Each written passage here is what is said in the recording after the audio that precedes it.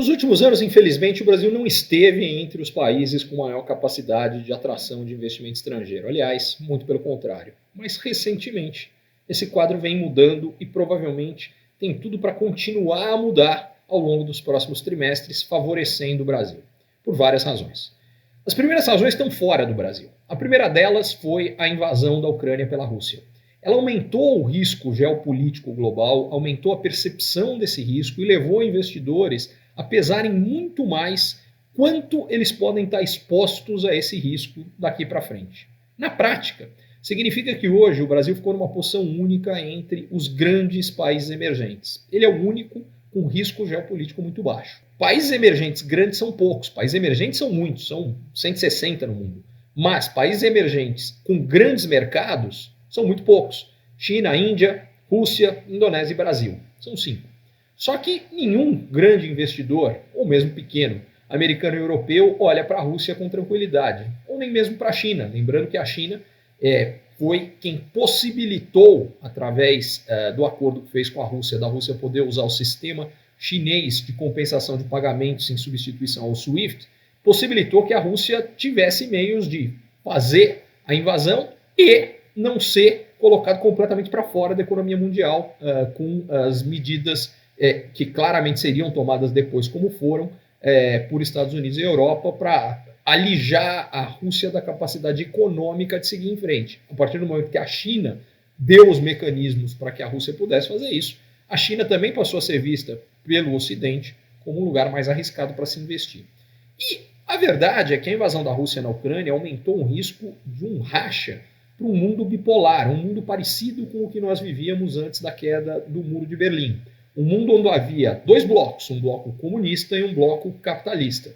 Agora, talvez o mundo possa vir a rachar em dois blocos. Um bloco democrático, liderado por potências ocidentais, Estados Unidos e União Europeia, e um bloco liderado por potências orientais não democráticas, China e Rússia.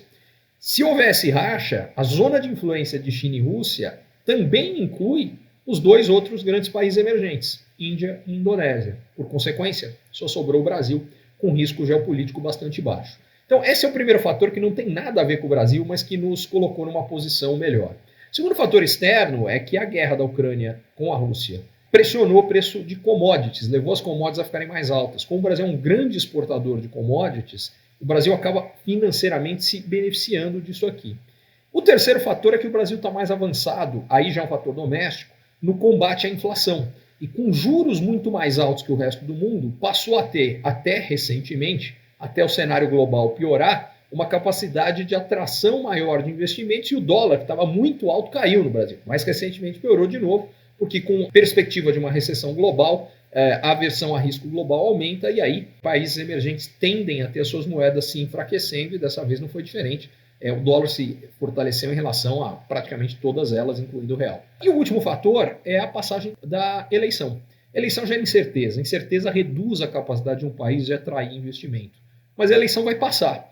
E ainda que eu não saiba qual vai ser o resultado da eleição, e nem quais serão as políticas econômicas exatas que vão ser adotadas por cada um dos candidatos, o que hoje parece o mais provável, longe de ser certeza, mas segundo o que se escuta, ao menos do ponto de vista econômico, há uma série de outras questões graves associadas aos dois candidatos que lideram as pesquisas eleitorais. Mas do ponto de vista econômico, o que se escuta é que, por um lado, o principal assessor econômico do Lula seria o Pércio Arida, um dos idealizadores do Plano Real, e que, por consequência, as políticas econômicas que devem vir aí são sustentáveis, e se isso de fato se confirmar, essa preocupação pode ficar para trás. E no caso de uma eventual vitória do Bolsonaro, da mesma forma, as políticas econômicas adotadas pelo governo Bolsonaro nos últimos meses, elas foram as piores adotadas ao longo do governo Bolsonaro. O que aconteceu é que nos últimos meses a qualidade da política econômica piorou porque o presidente Bolsonaro passou a estar muito mais preocupado com a reeleição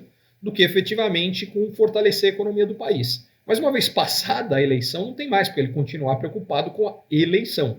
E a partir daí, imagina-se que a gente vai ter políticas econômicas melhores, mais sustentáveis, como aconteciam talvez até 6 meses, mais do que isso atrás. e elas vêm piorando de lá para cá. Então, eventualmente, é possível, não é uma certeza, mais uma vez, mas é possível que, independentemente de quem ganhar a eleição, a gente comece a ter indicações de políticas econômicas melhores do que as que vêm sendo adotadas nos últimos meses. Se isso se confirmar, isso aumenta a confiança no Brasil e a capacidade do Brasil de atrair investimentos.